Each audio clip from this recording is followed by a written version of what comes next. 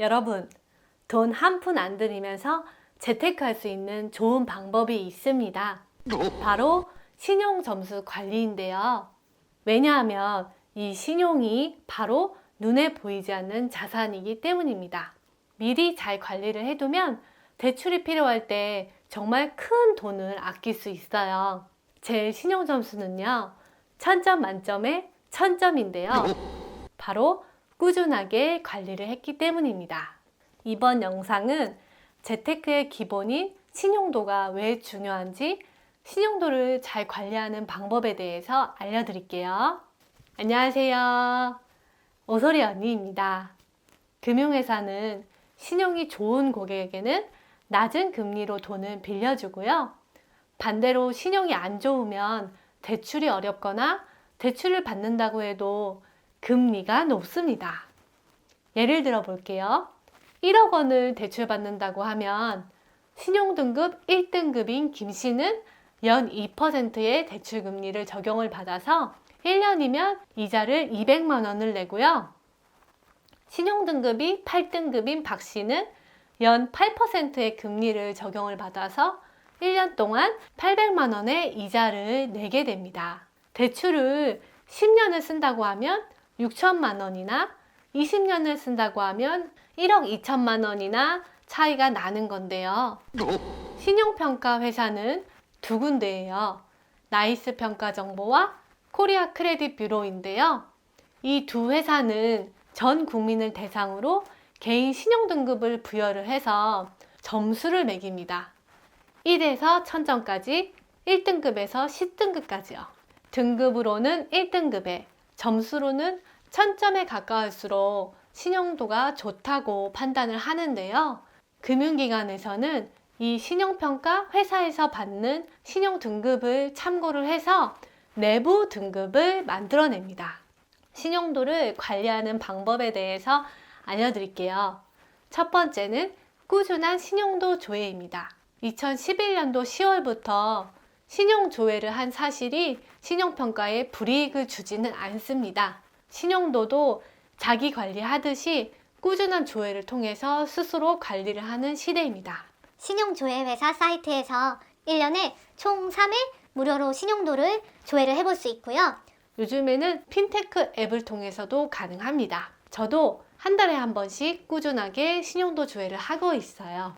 두 번째는 연체는 절대 안 됩니다. 신용도에 가장 치명적인 영향을 미치는 것이 바로 연체인데요. 장기 연체 이력은 상환 후에도 최대 5년간 신용평가에 기록이 됩니다. 휴대폰 단말기 할부대금 연체나 세금 체납도 신용평가에 반영이 되고요. 저는 한 통장에 모든 공과금을 몰아서 자동이체를 해놓고 관리를 하고 있습니다. 세 번째, 오래된 연체부터 갚고 고금리 대출은 저금리 대출로 갈아타자입니다. 연체 기간이 길고 연체 금액과 횟수가 많을수록 신용평가에 부정적인 영향을 주는데요. 고금리 대출은 저금리 대출로 갈아타야 됩니다. 햇살론 대출, 사입돌 대출, 세이망 호시 대출 같은 저신용자들이 가능한 정부 지원 대출들이 많이 있습니다. 금융감독원 서민금융 1332 사이트를 통해서 확인을 해볼 수 있습니다. 네 번째는 꾸준한 대출 상환인데요. 대출 금액이랑 건수가 많으면 신용도에 부정적인 영향을 미칩니다. 같은 대출이면 여러 건으로 나눠 받는 것보다 한 건으로 받는 것이 유리하고요.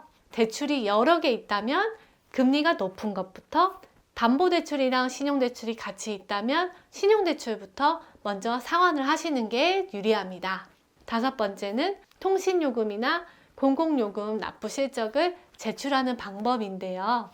통신요금, 국민연금, 건강보험료, 도시가스, 수도요금 같은 이런 요금을 6개월 이상 성실하게 낸 것을 신용조회 회사에 제출을 하면 신용평가 시 가점을 주는데요. 요즘 토스나 뱅크샐러드 같은 앱을 통해서 쉽게 제출하실 수 있고요. 특히 사회초년생들은 이 가산점을 잘 챙기시면 좋겠죠. 직접 신청하지 않으면 하실 수 없는 제도입니다. 여섯 번째는 신용카드를 잘 쓰자인데요. 신용카드 사용은 신용도를 관리하기에 가장 쉬운 방법입니다. 체크카드도 6개월 이상 꾸준하게 사용하면 신용평가에 가점을 주는데요. 신용거래가 아니기 때문에 신용도를 올리는 데는 좀 한계가 있습니다. 신용카드 한도를 넉넉하게 발급을 하시고 소액이라도 사용을 하시는 게 더 좋습니다. 7번째는 현금 서비스와 카드로는 사용하지 않기인데요. 현금 서비스를 일정 금액 이상 사용을 하게 되면 신용도가 떨어져요. 카드론이 3건이면 카드 발급도 되지 않습니다. 특히 신용도가 좋지 않으신 분들은 현금 흐름이 좋지 않은 걸로 봐서 더 부정적인 영향을 미칠 수 있습니다.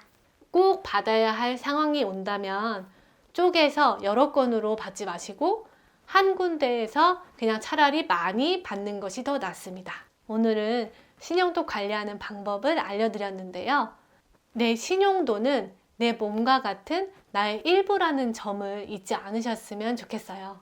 우리의 몸을 병원에서 검진을 받듯이 금융기관에서는 신용도로 나를 평가를 하게 돼 있어요. 신용도 관리는 등산하는 것이랑 비교를 많이 하는데요.